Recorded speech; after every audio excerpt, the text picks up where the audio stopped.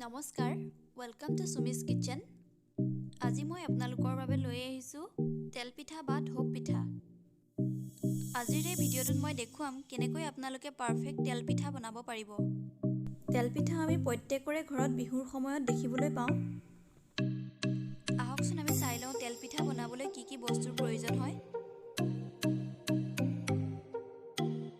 তেল পিঠা বনাবলৈ বৰা চাউলৰ প্ৰয়োজন নাই। যিকোনো ধৰণৰ ভাত খোৱা চাউল আপোনালোকে ব্যৱহাৰ কৰিব পাৰে। প্ৰথমতে চাউলখিনি ভালদৰে ধুই চাফা কৰি লৈছোঁ। তাৰপিছত মিক্সিত ভালদৰে পিচি ল'ব। চালনীৰে এনেদৰে চালি গুড়িখিনি উলিয়াই লৈছোঁ। এয়া চাউলখিনি ভালদৰে গুড়ি হৈ গৈছে। এতিয়া এখন কেৰাহীত পানী গৰম কৰি মই গুড়খিনি দি দিছোঁ। গুড়খিনি বেছি গৰম কৰিব নালাগে। অকণমান লদা হৈ থকাৰ বাবে মই গৰম কৰি লৈছোঁ।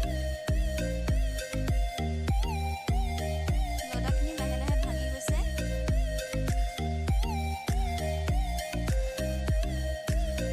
এতিয়া গুড়খিনি ভালদৰে উতল আহি গ'ল। এতিয়া মই গুড়খিনিতে অকণমান চ'ডা দিছোঁ, যাতে পিঠাটো ভালদৰে ফুলি উঠে। তাৰপিছত অকণমান নিমখ দিছোঁ। গুড়খিনি ঠাণ্ডা হোৱাৰ পিছত মই চেকনিৰে মগ এটাত এনেদৰে চাকি লৈছোঁ, যাতে গুড়খিনি যদি কিবা মিহলি হৈ থাকে আমি আঁতৰাই ল'ব পাৰিম। এতিয়া মই পিঠাগুড়িখিনি লৈ গুড়ৰ পানীখিনি এনেদৰে অলপ অলপকৈ দি মিহলি কৰি দিছোঁ।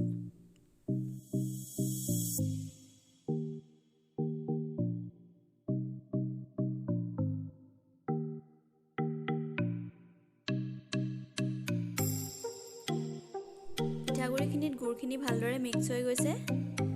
অলপ সময় আমি এনেদৰে ফেটি দিছোঁ।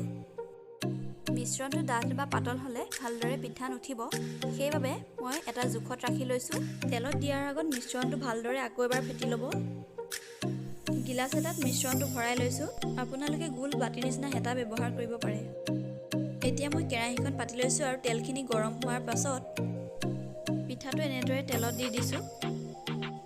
এয়া চব লাহে লাহে সিজি আহিছে। মাছটো ভালদৰে সিজিবলৈ মই ছাইডৰ পৰা এনেদৰে তেলখিনি ছটিয়াই দিছোঁ। এতিয়া পিঠাটো লুটিয়াই দেখাইছোঁ। ছাইডটোৰ ধুনীয়া শ্বেপ এটা উঠিছে।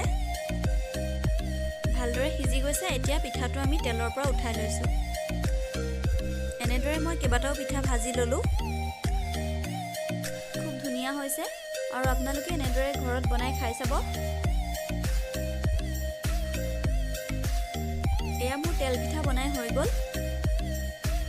ভিডিঅ'টো চাই যদি ভাল পালে লাইক আৰু শ্বেয়াৰ কৰি দিব। আৰু চেনেলত যদি নতুনকৈ আহিছে তেন্তে ছাবস্ক্ৰাইব কৰিবলৈ নাপাহৰিব।